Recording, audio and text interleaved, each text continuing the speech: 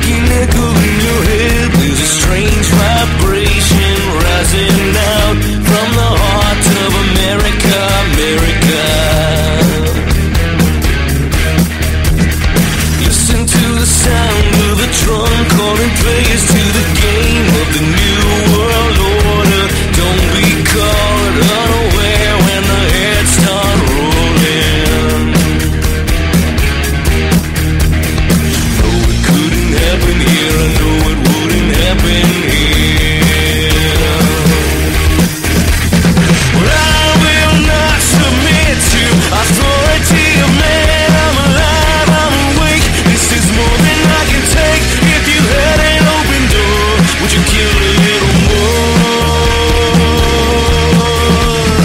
Listen to the cries of the dead in the wake of the Sudan. Is there no one out there? I see blood in the sands of despair in Africa. Listen to the sound of applause in a chamber full of men selling out their people as they plan their assault on the heart of America. No, it couldn't happen here. I know it never happened here. I will not submit to authority of man. I'm alive, I'm awake. This is more than I can take. And hello, everybody. Welcome to another edition of Double Crossed Radio, coming to you live from the Jefferson Republic. And we don't tell you where that is anymore, because if you don't know, you're not going to ever find it. But we're glad that you're here. At least you can listen to the ideas of freedom. My name is Chuck Horton. I'm joined by my co-host Drew Lamb. Drew, how you doing? Really good, Chuck. How are you doing? I've had a real busy week. For some reason, I'm trying to complicate my life again. I don't know why I'm doing this. It's I guess I just can't stand having too much free time. So, but I'm enjoying life. Things are doing real well. I've got a couple of sad things. I guess this was not. I didn't plan to bring this up, but just thought I should mention. You mentioned a couple of times where you've been losing friends to cancer, and I think I have somebody that's really seriously ill with cancer, and the medical model's not treating him well, but he still is going to the doctor and doing what they say, and I'm just kind of sad about that. I had a long talk with him last night, and it might be the last time I ever get to talk to him. He didn't sound very strong and full of hope and everything. His big goal in life was just to go. He's going to move to this house in Newport that has a view of Yaquina Bay, and just sit on the balcony and look at the view. And that's his ambition in life now, because he doesn't have the energy to do much more. And I tell you, it's I think these people are they're really corrupt. And tonight's show was going to be about medicine. It was going to be a continuation. We kind of had Dr. Carpenter on last week briefly she got out of jail last Thursday, but some things happened, and they have a trial coming up, and there's just a lot of things that the owner of the network felt were not appropriate to be discussed prior to a trial, and didn't want to involve herself in any liability lawsuits, and we completely understand that. It's not her fight, really, directly, although indirectly I think it's all of our fight. But so that show is not going to be on. If you were tuning in to hear Dr. Carpenter, we are going to try and record a podcast this weekend and have Randy and Dr. Carpenter on a podcast that we'll post on the our Double Crossed YouTube channel, and that will be so you'll be able to hear all the inside baseball and everything that's going on there. And the plan is in that show is we're going to try and put the FDA on trial. We're going to show and expose all the misdeeds and the crappy things the FDA tries to pull, and then they go after somebody who's actually saving lives, and she had one patient that died, and the patient didn't die because of anything she did. The patient died because he went back and started taking chemotherapy again, and they loaded him up with too much poison, and he died. And this is the same FDA that approved treatment, the chemotherapy as a treatment, where 99% of the people who take it in some cases of cancer die, and that's approved. But one of her patients out of 41 had a fatality, and so they're coming after her, and they took everything she had. They took all of her records, all of her computers, all of her money. She has no way to defend herself. These are criminals. This is something that the mafia would do. So anyway, that's going to be we're going to try interviewing this Saturday, and then we will get it up on our YouTube channel as soon as we get it edited out, so that all the Chuck mumblings and mistakes get edited out, so it sounds like I'm more professional than I really am. In the meantime, we have come up with a great show for tonight about financial matters, because there's a lot of things happening in the financial world. And I'm going to start off with just a statement to kind of get everybody's attention, get everybody kind of thinking about this. A couple of weeks ago, we posted something on our Facebook page. It was YouTube from Mike Maloney, he's basically a precious metals guy, but he is a very good economic analyst. He gets a lot of raw data, and he kind of crunches those numbers, and he comes out with meaningful analysis of what those numbers mean in terms of how they're going to impact us, or just normal average, Joe Sixpack guys out here in America. And one of the things that he was talking about in that video is that this is the first time in this country since the Great Depression that more businesses are closing than startups are being created. And and this might be some good news for established corporations, because their competition is kind of withering on the vine, but it's really terrible news for everybody else. It means that the way of life that someone of my age, I'm 63, someone of my age grew up in, when you had you're in a small, it's not that small a town, but you're in a town that has maybe one or two hardware stores. They have some appliance stores. They're all owned by people who live in the community, and these big box stores come in, have Costco's and Home Depot and whatever, and they do kind of guerrilla marketing. They make the profit margins so slim these other people can't sustain themselves. They don't have a big corporation behind them to keep them going while they weather that competitive drive or whatever. And Walmart's is another one like this. Although Walmart tends to keep their prices low even afterwards. They don't want anybody coming back in either.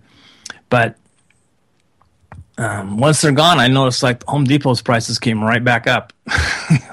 So they were only down while the competition was in there, and then as soon as the competition, a few of them rolled up their doors and closed their doors forever, I guess.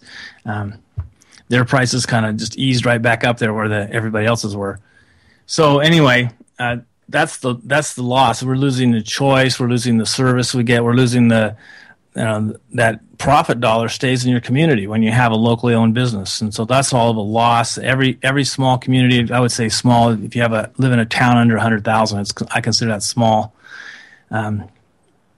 It's disappearing, and it's being replaced by the money goes out of the community and it goes to some corporate headquarters. And unless you have a town full of corporate headquarters, you're going to end up with a bunch of people working for wages, which is okay if they all have jobs, but you're certainly not going to have anybody at the top of the economic thing that's going to be helping to fund charitable projects and things that that you build a community around. They're not, the people that are working for wages aren't going to have the kind of do-re-mi that it takes to do like when I was in the Rotary Club, Forest Service wanted to close a ski resort on Mount Ashland, which is just south of Medford here where we are. And the Rotary Clubs of Southern Oregon, especially the one I belong to, which had quite a few deep pockets in it, came up with an amazing amount of money and bought the ski resort. And they gave it as a donation. They bought it. They gave it to a nonprofit group to run. and they've had a couple of bleak winters lately because there hasn't been a lot of snow because of chemtrailing, in my opinion. But in the meantime, that ski recreation area is there because of those deep pockets. Well, as you drive all those small businesses out of town, it's pretty hard to get the corporate headquarters of Walmart to say, yeah, I'm going to kick in. I'll kick in $20,000. I'll kick in $50,000. So that aspect of our community is disappearing very rapidly. And I don't know how it is where you guys live, but that's how it is here. So, like I say, that's terrible news that these businesses are closing faster than new ones can start. And so that's the first thing I want to do to get everybody's attention. And we're going to talk about financial matters of economics. Drew, you used to have a lot of businesses, correct? I still do have several businesses, actually. Let's see. I don't know what I own about 4 companies. But you used to have more, and you used to always be thinking about starting. If you saw an opportunity, you just start another one, right? I used to leverage myself through the use of employees, and I don't do that anymore. So now I look for opportunities, things that I could do differently without having to have all of the risk of having a staff. I don't operate businesses where I am creating jobs anymore. I think that's impossible in the USSA to do it profitably, unless you're some big mega corporation that controls this government. Otherwise, it's not something that you want to get into. So I've unwound that. And I tell you, if you wanted to start a business in a country outside the United States, it is much, much easier. Even if you're not a legal resident of that country, if you're just a tourist, you could still start a business and make frequent trips. You can't stay there longer than 90 days. That's the only deal. Well, let's talk about regulation for a moment. I don't want to get into a lot of detail, so don't press me on that. But I will talk about a few things I've been working on lately, a few deals I've been working on lately, because one of my businesses is that I run commercial property, and so I am always dealing with business owners all of the time. Also, I should point out that I see about 80% of the businesses that I deal with fail over the period of about 3 years. And so I know how hard it is. And where we're at, the regulations don't make it any easier. And even if you're not a business, recently I just leased some space to a church, a small church that wanted to rent about 2,000 square feet for about, I think this is like an 8-person church right now.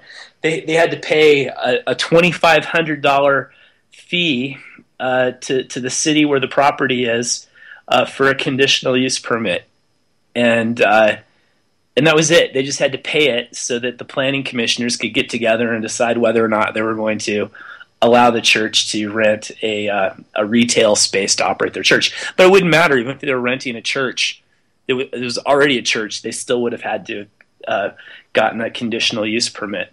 And now what's happened, because of a major state and federal road project, every single business that uses this new road has to apply to the Planning Commission and to the state of Oregon to get permission to operate, to make sure that they're not going to exceed the budgeted amount of trips at peak rush hour.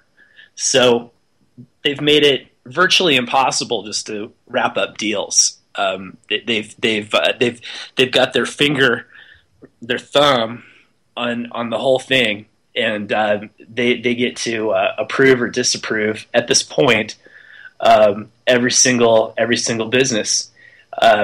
This is not good. This makes it very, very difficult and very expensive for businesses and property owners to operate. So this is something I've been spending a big chunk of my time on over the last few weeks, because we have to fix this. This can't be. And this is just, one regulation right there. This is just one thing that a business owner could face just trying to get a location. You've got a lot of other things too. There's all kinds of regulations. In Oregon, you've got administrative rules and revised statutes that constantly change. Every 2 years, they publish new ones. If you operate a business that requires a license, which almost every business requires some sort of a license, the regulations are an incredibly huge burden. And in some cases, you have to get continuing education and pay extra fees for state-approved continuing education, and then the fees associated with the renewal of your license. And then there's the costs, the time costs involved in compliance and proving to the state that you're in compliance. And these things just go on and on and on. And I'm 45 now. I've owned businesses. I've been operating businesses since I was 14. And I've just seen it get more and more difficult, harder and harder to operate a business. And the rules and regulations just become more complex. They don't go away. Like our conversation with Dennis Linthicum last week. Dennis was talking about how we need unlegislators, elected officials who are going to repeal laws, do away with laws. And he was talking about how they ought to have all of the ORSs and administrative rules sunset every 2 years. It should be a clean slate, do over. But that's not the way that it is now. They just they get revised, but usually to make them more complicated and more expensive to comply with, and then they just add more onto it. It's getting ridiculous. I don't like doing business in the state of Oregon, and I'm sure that there's places where it's even worse, like California. I don't doubt that, and there are places where it's better, and I think that's where the money's moving. You see that there's some states that are prospering right now, and many others that aren't. And Oregon is one of the 10 worst places. Well, actually, it's not in the bottom 10. It's just outside the bottom 10.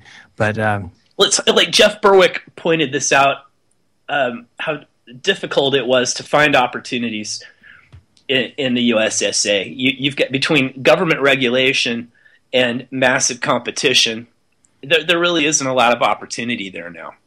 Yeah, there aren't that many entrepreneurs, but everybody that is an entrepreneur is going after the same thing, and it's difficult and expensive to innovate and to bring a new business model or a new product to the market, and then your only hope for protection is the patent process or the trademark process, and we've covered that in depth, with Stephan Kinsella, and we've debated this. That's right. We've had some outstanding shows, you know that? Yeah, we really have. I'm amazed by some of the people that we've had on the show. But I have a friend right now who's what I'd call an aquapreneur, and he's an absolute genius when it comes to aquaponics system design. And I don't mean to shift the show to aquaponics. It doesn't matter. It could be anything. He's working on obtaining a patent, but it's really jamming him up just going through the process and paying the money and all that. And I've been telling him, listen, you need to just get this product to the market, because even if you have the patent, you're not going to have the resources to ever defend that patent. Your best weapon against competition is to continue to innovate. And not only that, it's really important that it becomes known. Your name becomes associated with that product. It's right. Like Coca-Cola is any. But by the time a competitor starts copying the product, if you're continuing to innovate, then you're going to move on. You will that was last year's model. We're on to the new model now, and that's the key, to keep innovating, to keep getting better, And that's how it's supposed to work, instead of just going, I own this idea, and I'm going to sit here and squat on this. And this is my idea. Yeah. And it's not your idea forever. If you get a patent, it's going to expire in 20 years. And even if they're not copying it, someone else will think of it the long line. It's not like, I know who you're talking about. I think the guy is really, really, really smart too. But there's other really, really, really smart people out there as well. And Absolutely. Yeah. And they may be a very small percentage of the population, but it only takes a couple of them trying to think of the same thing to get to the same solution that you figured out. So your best offense, the best way to secure yourself or to make a name for yourself is get your product out in the market as fast as you can. I agree 100%. You just got to get it out there. And don't get bogged down with that process. The whole patent process. I mean, it's a statist concept, and you're using the gun of government to defend your business idea, and that's immoral. And I don't think that should be the role. Well, government shouldn't have any role in our lives whatsoever. But that seems to be a role that some business owners think is acceptable, and if you're a small entrepreneur, it's just not a game that you can play. I mean, that's a game for the big guys, and then they use it to stifle competition, of course. Yeah. Now, getting back to what we started on about this, there's businesses more closing than are starting up. It looks like our economy isn't doing very well, yet the stock market is hitting all-time highs. And I think I know what the answer for this is. I don't spend enough time in this and you guys would probably go to sleep if I started to quote all those kinds of things, but to look at the numbers and actually figure out if what I think is true really is true, because I know that I will know in a few months whether I'm right or not. But so I just think, well, just what is holding this stock market up where it is? If all these businesses are closing, if that means that they're not making profits, who is making the profits? What is accounting for all this investment in the stock market? Well, one of the things that Mike Maloney pointed out was that the volume in trading has really dropped a lot. I would say it's maybe 20% of what it was in 2008. So that means that it doesn't take as much action in the market to make the price go where you want it to go. You can manipulate the prices easier than you could 6 years ago. Yeah, in stock market terms, that's called painting the tape. Yeah, and that's so that could be going on, and the money could be coming from QE, or it could be fake profits from derivative type things that caused a lot of problems in 2007, 2008. I don't know. We'll find out soon. I'm not going to waste a lot of time on it. I have other things to do. But, and we'll come back to this in a little bit. I just wanted to point out some of these things that are happening economically, and then maybe we can tie them all together. Well, I would expect to see a decline in the Dow Jones Industrial Average and the S&P 500, and I don't play the markets anymore. I'm assuming the Nasdaq is still around. And so if the Fed really does stop with the quantitative easing, we will see money flow out of the stock market. And I think that they stopped with the monthly payments, but they're going to start up the big lump sum deals again. Mm-hmm. They saw when they stopped that how it was the economy was starting to fall apart, and they realized they really can't stop. So I think they're going to still continue some form of quantitative easing until the whole economy just explodes. Well, yeah, and we don't see the hyperinflation because the money just goes in the stock market. And now Japan has started up. So they started up with quantitative easing, and then the Nikkei hit an all-time high, right? Coincidentally, because that's where the money goes. Yeah. Now, the other thing, and this just happened yesterday, I was going to be talking about gold mainly when I got to this point, but yesterday this incident happened with the U.S. Mint, that is the government-owned mint, and they mint silver dollars and sell them for a profit. They ran out of silver dollars. Right on. That's good news. It's good news. So now, how could that happen? The price of silver is going down. It's down around $14, $15 an ounce now. Yeah, it's just really a shock to me. It's insane. It completely blows my mind. I can't believe it. I mean, it's trading. It's less than the cost to produce it. The cost to mine it is actually at $17 an ounce. There were a lot of mines that were just they really can't afford to shut down because it costs a lot of money to start back up. So they're just mining the stuff and stacking it in a warehouse and leaving it there because they'd rather have it as a physical asset than as a definite loss because they think the price won't stay down for long. Eventually, they're going to have to start selling some of it to make payroll and things like that. I don't know how well capitalized these companies are, but when it gets to the point where you have to sell things at a loss to make payroll, you're probably not going to be in business much longer. And there'll be some more of those businesses that'll be closing down. And this is definitely this phenomena of having prices falling and having no product available anywhere is a symptom of a market that's being manipulated. Because that wouldn't happen in a free market. In a free market, if prices were falling, it would signify an oversupply of product. Right. So if you had an oversupply of product, the U.S. Mint wouldn't be running out of silver dollars. They were producing what they thought was enough, and they could go and get some more. But because the price dropped, people bought up everything they had, and it's hard for them to get more because no one will ship it to them at the spot prices. They say, well, you have to pay a premium. You have to pay up there more like $20 an ounce. So they're not going to buy it at $20 an ounce and sell it at $14 an ounce either. So they're just going to probably be out of Silver Eagles for a while until 2015, and then they'll make some kind of new price structure for it, and there'll just be a bigger premium on them. But something's going on in these markets. They're being manipulated. People are trying to for too long, people were told that, if this goes up or this goes down, it means this. Well, it doesn't always mean that. They're making it too simple of a case. Everything is always, you got to remember, everything is always a subjective value, and there's no aggregate demand and aggregate supply. Everything is individual or individual company, individual producers. And when all prices are moving together, or a price moves against is counter to what you know is an economic law, then it's clearly something's being manipulated. It isn't even hard to figure that out. So I thought that was really astonishing news.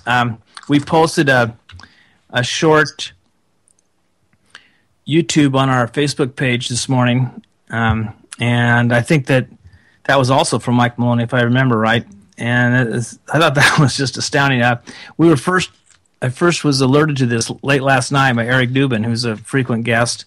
He let me know this was going on. So this morning when I got up, I started looking into it. And that was the first thing I found Mike Maloney did a great job of explaining it. I'm pretty sure it was Mike Maloney. So here we have a situation where, stock market's going to record highs. Everybody's saying there's no inflation. CPI is 1.7 or something. But I don't think any of those numbers are reliable because all the markets are being manipulated, and this is evidence of it right here. It was a gift from God that this happened yesterday, so we could talk about it today. And other news on the financial and in the precious metals, we talked about this briefly before. Also, Switzerland on November 30th. Is going to have a vote on a referendum to increase the amount of gold that they have in reserve for their Swiss franc. Presently, they have 7% of the Swiss francs that are in circulation are backed by gold. Or I guess for every dollar, you got 7 cents of that dollar is you could get 7% of it in gold. Well, if the referendum passes, this reserve is going to be increased from 7% to 20%. And this is going to require that Switzerland would purchase 1,500 tons of gold. And I said tons, not ounces, tons. And this is about half of the annual production of gold in the world every year. To make matters a little more complicated, presently China is purchasing about 80% of the world's production. So when the 50% of the world's production meets 80% of the world's production, I get 130% of the world's production. So in order for production to increase to 130%, the price is going to have to go up to give the producers the right economic signals to begin producing more gold. I mean, they can. There's some mines that are more profitable to mine than others, and when the price goes down, the less profitable mines get shut down. So, as the price goes up, you're going to find people out in every creek in Southern Oregon panning for gold. That's just how it goes. Well, maybe not every creek, but there'll be more activity in the mining circuit if gold is suddenly at $2,500 an ounce, and there's going to be a lot of people out there looking for gold. So, anyway, that's coming up. Now it's November 30th, and we also posted. Excuse me. We also posted this morning a YouTube video from Peter Schiff. He's making an emotional appeal to Switzerland to please, please, please pass this referendum. And it's not just because Peter Schiff sells gold. It's because he realizes that this is going to prove to the world how a monetary system should be done. And while it's not as much of a reserve as he would like to have them have, it's a move in the right direction. It should strengthen their currency, and it should be good for all of Switzerland, and it should show the world that this is how they should, this is something you should copy. And if that happens, if other nations start falling in line, then this could be a cascading effect which would really increase demand for gold. And if we start having shortages of gold, then I guess if it's like silver, the price would just go closer to zero. No, it'll go the other way, of course. That's why the silver thing doesn't make any sense. I just wonder how low it'll go. They said right now they think it's going to go below 1,100 before it goes up, but I think they're going to have to hurry because if this passes, I just can't see people selling into that kind of. That information is just kind of I don't know what they call a fundamental of the gold market, and it would be a fool's thing to sell against that. Yeah, 1,500 tons of gold being purchased by Switzerland. That's a lot of gold. Yeah, and I saw some people a few days ago having an argument in chat about the intrinsic value of gold, and somebody was saying that it had no intrinsic value. But just if you dare tear your computer apart, you'll find gold pieces all through your computer. You can't produce a computer without gold. I would remind that person that all value is not intrinsic, it's subjective. True. And so you don't arrive at the value of something through any intrinsic nature of that thing. You arrive at it at what someone else thinks it's worth. Mm-hmm. And that is what determines its value.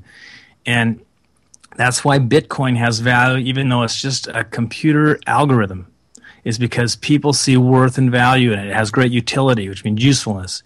And so that subjective value gives it worth in the minds of a lot of people, and that's what's created its value. This is something that was discovered by the Spanish scholastics, which we've got to talk about a little bit when we interviewed the president of the Universidad, Francisco Marroquin.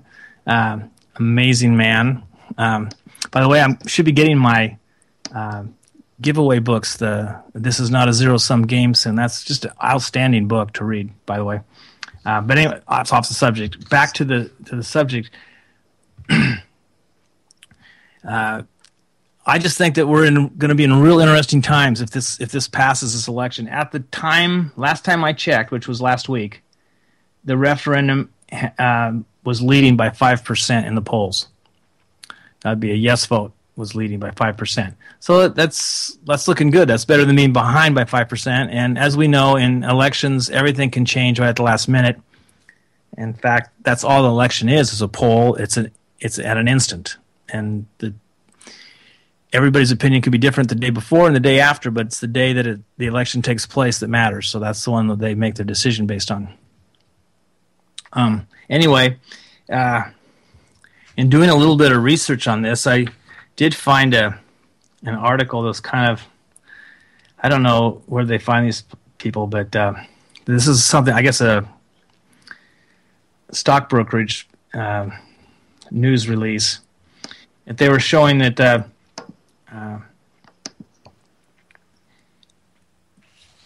the fears of a financial crisis are being eased, and that's the reason why the gold is dropping. Well, I'm thinking that if there's more businesses closing than there are opening, then we're still in a financial crisis. If they say unemployment 6 point whatever it is, it's really above 20%, and it has been since late 2007.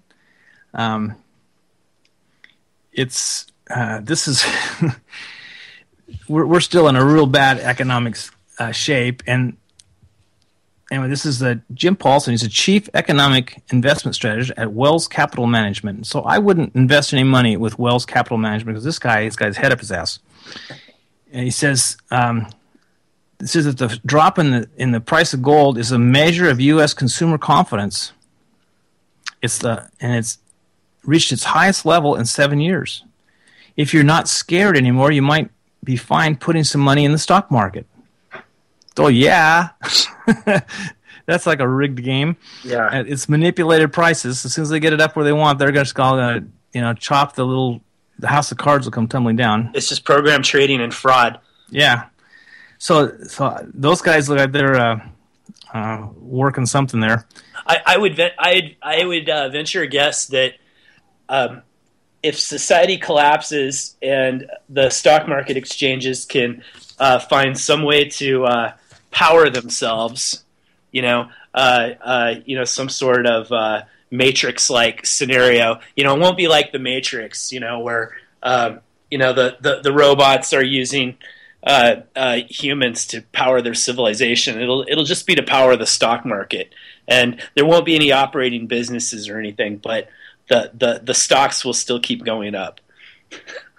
It could be. They'll just phony up a quarter of the report, and then the economic forecasters say, "Wow, the reports are coming in. They're looking really good." And even though we can't find a McDonald's restaurant anywhere in the world anymore, their stock rose 25%. Sure, the on earnings will keep trading. Yeah, and the Bollinger Bands will keep showing trade opportunities for the software. It'll just keep going along. Now, in these precious metals, traditionally for centuries, gold and silver maintained about a 16-to-1 ratio. In other words, 16 ounces of silver would purchase 1 ounce of gold. That was maintained for a long time. In fact, when our country was founded, we didn't have a mint. We didn't have any way to coin money. Some of the private banks could stamp out stuff, and they had some private individuals who would stamp out things, but there were no standardizations of it, and they thought that they needed one. So they adopted the Spanish, what they called the Spanish 1 ounce silver coin, whatever it was called. I forgot all of a sudden. That's why I'm supposed to write that down. Doubloon, whatever it was. I think the doubloon was gold. I think the silver one was called. Yeah, I don't know what the silver one was. Anyway, they adopted that as one of the standards for a dollar. That was an ounce of silver was $1, and they used the Spanish silver coin as $1. And then in those days, $1 went a lot further than $1 goes today because that was real money. That was silver. It'd be if you had an ounce of silver and it's at its deflated price right now, it's absolutely manipulated price. It really should be closer to $100 an ounce. That ounce of silver, actually more than $100 an ounce probably, but that ounce of silver, it would buy in today's world about $100 worth of stuff. So people didn't often make purchases that grand, so they needed to use smaller denominations. So what they would do is they would cut it up into pieces, and they would quarter it, and then they'd split each quarter. So they'd have 8 pieces of $1 would equal $1, and that's where the thing. When I was a kid growing up, the people would ask, they would oftentimes call a quarter 2 bits because it was 2 bits of $1. It was 2, those pieces of 8 was was parts of a dollar, and all those expressions. And some of you that are younger have never heard those things, so you're probably saying, "What is he talking about?" And yes, what is he talking about? Well, 2 bits is a quarter. It's a quarter of a dollar, and that's where that expression came from. And if you had 16 ounces of silver, you could buy an ounce of gold with that, or equivalent trade, pretty much. And that exchange would vary slightly from year to year, month to month, just as it does today. But today, that ratio is 72 to 1. So it takes 72 ounces of silver to buy 1 ounce of gold. And that is totally out of whack. Yeah. And I don't think gold is undervalued or overvalued. No, definitely it's not overvalued. So silver is, and Mike Maloney points this out, he thinks that silver could go up 10 times the amount that gold goes up when things turn around and start going the other direction. So he thinks that he accumulates silver every month. That's what he does. Silver is awesome to accumulate every month, especially at these low, depressed prices. They're putting it on sale for you. You don't need that much money to start accumulating. You don't. Right now you can buy an ounce for less than $20. You could buy mercury dimes. Yeah, you can. You don't need money to do this, and you could start just program every time you get a paycheck. You just put aside a little bit and go buy some silver. And this is money you're not going to spend. You just don't take money that's going to make it hard for you to pay the electric bill, so they shut off your electricity or something like that. This is money that you would save or you want to put away. You're saving it for a retirement. This is money that's always going to have a certain purchasing power. It's going to get you through a period of time when you don't have earning power anymore, maybe when you're older. And it's a really good idea to do this. This is not financial advice. This is our opinion. You should do your own research and arrive at your own conclusions. But I think everybody should consider this. In this YouTube video, Mike also said that he thinks that there's a day that gold will be priced at twice the value of the Dow. So, in other words, right now the Dow is 17,000 something. So the gold, if it was twice the Dow, would be $34,000 an ounce. Well, I don't know if that's going to go that high, but maybe the Dow will drop to $5,000 and gold would be $10,000 an ounce. So I think that's plausible. It could happen. It almost happened in 2008. I'd rather have gold than a lousy stock. Yes, gold has had purchasing power forever. I guess I could this isn't confirmed totally, but we think we're going to be able to have Simon Black on as a guest in the future. He confirmed that he wants to do it. We just have to get the logistics down, and if we can't, it won't be his fault. It'll be our fault. So, but anyway, if he mentioned in an article that he wrote last week, I believe it was, that he was talking about how much Leonardo da Vinci got paid as a master painter to be commissioned to do paintings, and he got paid at a certain rate, and it was in a gold coin, and so they figured out what it would be in today's dollars, and that is just about exactly what painters get commissioned to do paintings for today, really highly skilled ones. And so that purchasing power of gold has stayed relatively static compared to the purchasing power of let's say, fiat money, which is constantly draining away. It's going away. But people always tell me that before we went off into fiat currencies, for an ounce of gold, you could buy a fine, hand-tailored men's suit. The gold really should be more than $1,200 an ounce, but even at $1,200 an ounce of gold will still buy you a pretty fine, hand-tailored men's suit. And that purchasing power is still there. It's the reason you think that maybe it isn't is because so many things are made by machines today, and there's automated, there's advances in productivity, so the cost of goods that consumers buy has really gone down over time. And it's so that's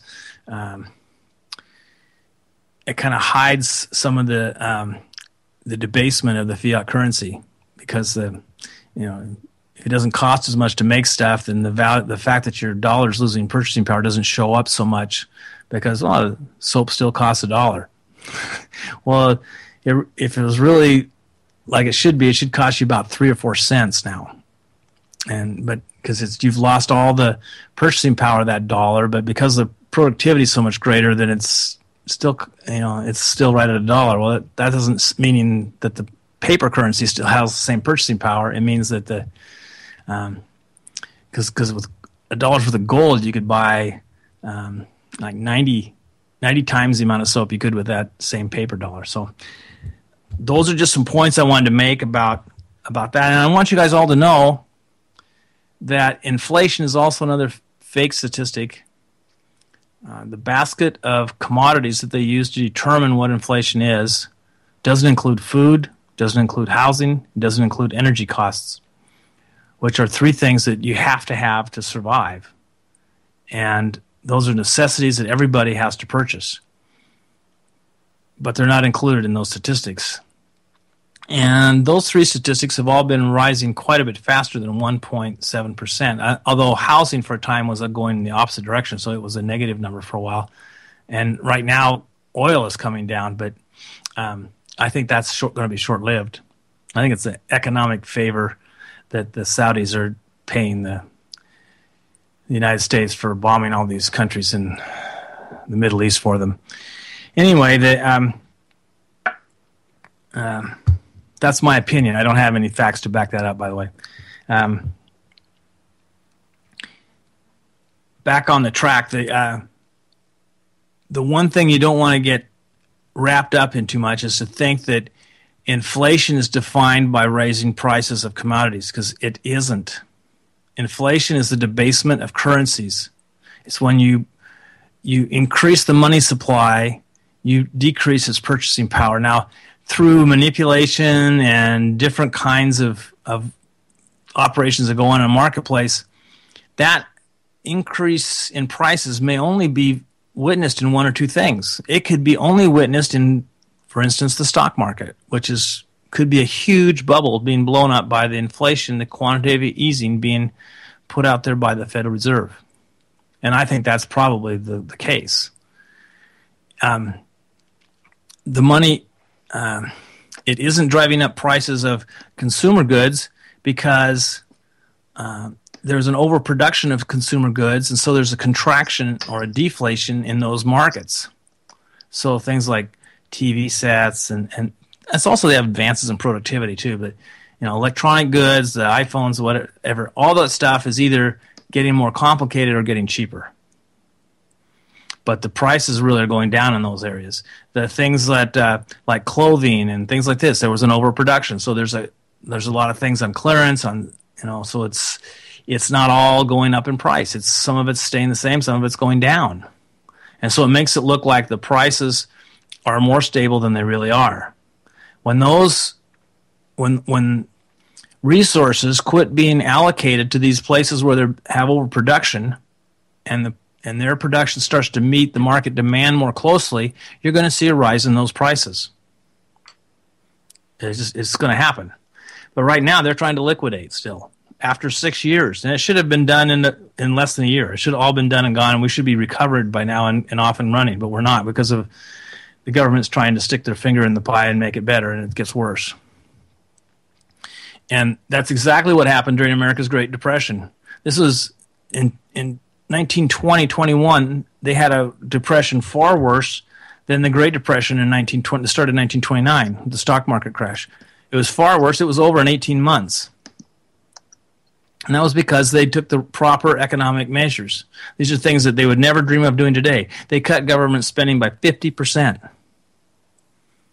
I'll say that again. They cut government spending by 50%. And this is Warren G. Harding. When I grew up, I was always told he was a bad person and all this stuff, but he actually had some economic credibility. He did the right thing. Whether it was pure luck or a stroke of genius or somebody else told him to do it and he just was following their advice, I don't know, but it was the right thing to do, and I'm going to give him credit for it until someone tells me different. This cut in government spending, everybody say, well, what are we going to do with all those people that were working with the money that the government was spending? Well, you know what?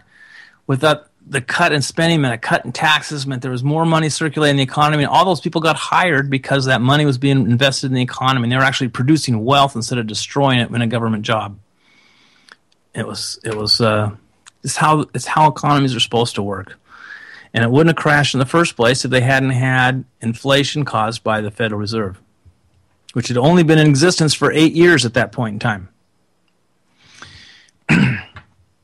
Well, if we could learn something from that and see what happened in the Great Depression, where it wasn't quite as bad a depression at the beginning, but it was made worse through government intervention and policy, and it actually ended up lasting 17 years.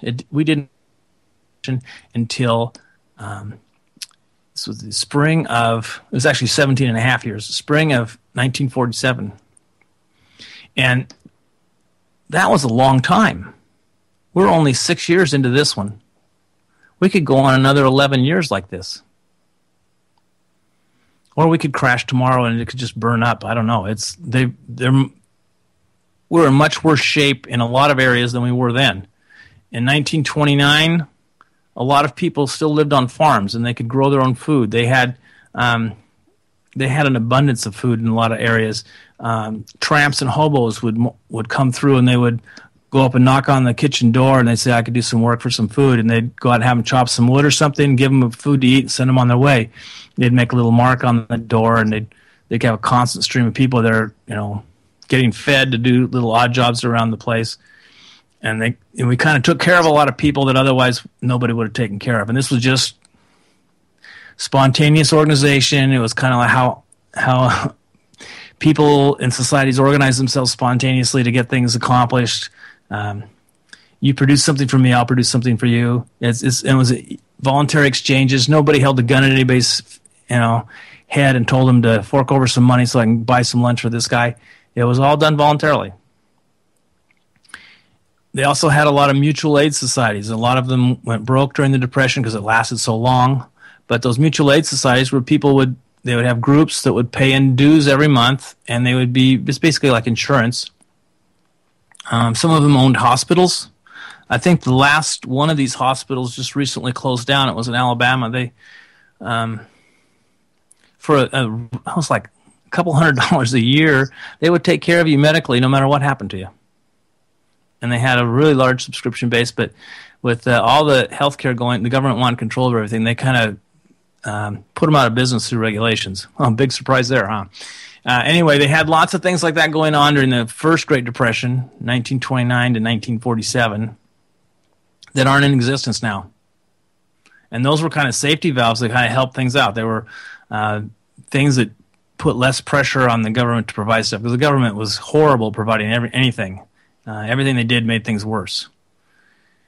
In fact, they even confiscated everybody's gold at $20 an ounce, and then overnight said it was worth $35 an ounce. Basically stole the value of that gold from those people. So they gave them back, the money they gave them back for their gold was suddenly devalued by 80%. It's just robbery.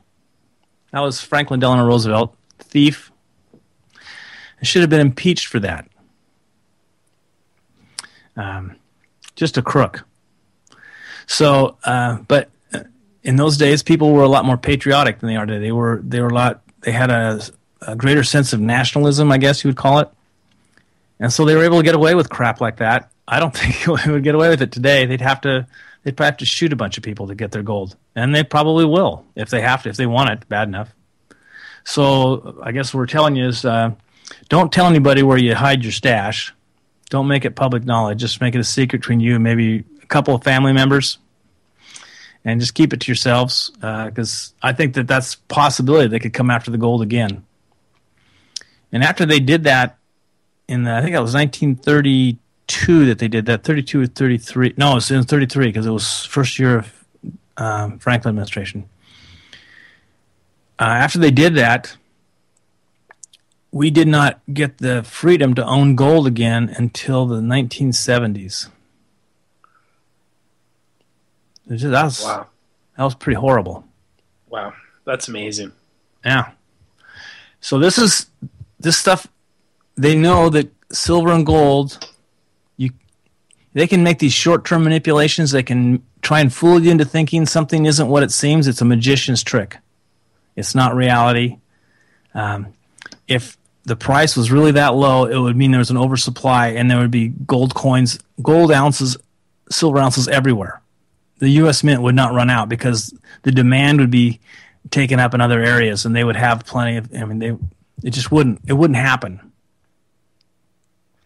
So this is all something that's being managed, and it's kind of spooky in a way. I'm glad that we started this radio show a while back, because I've been in doing the research and doing this radio show. When things like this happen now, I understand them so much better. This has been really, really kind of fun to watch these things unfold. It's kind of exciting to say, wow, they did that? That happened? Whoa. Because these are things that have never happened before. It's a new trick. But because it's going to fail, it won't be repeated as a trick. So, because people will be wise to it next time. So I've been talking for too long here, Joe. I'll let you finish off with stuff about gold and silver. Well, I think that that people should definitely be considering making some purchases right now. And most people that I talk to about this type of thing don't have very much money. So I would say, look at buying some junk silver. Go down to the coin shop, and they'll have, old Mercury dimes, 1964 and older, that have silver in them, and you could buy those in whatever quantity. Probably right now, I would imagine you could get a silver dime for under $2 would be my guess right now. Yeah, I think so. If you don't know where to go and you're in Southern Oregon, the people that I buy my gold and silver from are Bill and Lisa Arnold on out in Eagle Point. There's a little mini mall out there that it's on Highway 62, and they have a sign that says gold and silver. It's pretty hard to miss. But they're very knowledgeable. And for those of you who maybe you want to get something for your wife for Christmas or something, they have scrap silver that has maybe turquoise in it or some other gemstones, semi-precious gemstones that they thought were too nice to scrap for silver, so they sell them. And so you could get some of that jewelry, and you could actually enjoy the silver that you're buying as jewelry while you keep it as a precious metal at the same time. Chuck, that was spoken like someone who had been a jewelry salesman. Yes. some things you just can't get rid of. They're just ingrained in yourself, It's my former life, everybody. So yeah, don't let my wife hear you, or I'm going to have to make a trip down to the jewelry store. And you'd be happy with how much it costs. It's really inexpensive. Asha picked up a really nice turquoise silver ring for this. It's hardly anything. It was to buy it new would have cost 5 or 6 times that much. So it still looks very nice. Wow. Yeah. Yeah. Maybe I should pick up some Mr. T chains or something. T chains anymore. The gold is scarce. But they do have quite a bit of silver. Yeah. And they don't have any of the big silver chains. I think those get kind of dirty looking after a while. They're hard to. There's a guy in Ashland that has a coin shop. I always forget the name of the place. It's behind an art gallery right downtown. And kind of a cranky old guy, but he's got a selection of goods in there, and has some curiosities too. It's a neat shop. If you guys are in Ashland, definitely check it out. Yeah. So anyway, don't miss out on this opportunity. The silver is on sale. Has a huge upside potential. We are not paid commission on this. We're not investment. No, we don't. We don't get any money for that. We're just trying to help you guys out. Okay, we'll see you next week. The music's starting. And thanks for listening, everybody.